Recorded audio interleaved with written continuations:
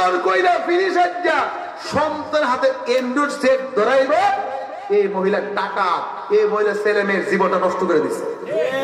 কথা বল ঠিক না ঠিক? বাচ্চার হাতে মোবাইল দেওয়া যাবে না। কি দেওয়া যাবে?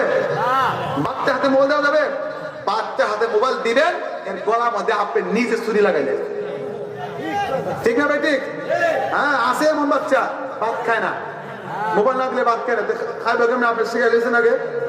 দোষ তো আপনার, আপনি এর সামনে মোবাইল দিবেন কেন? কথা বলেন ঠিক না ভাই ঠিক?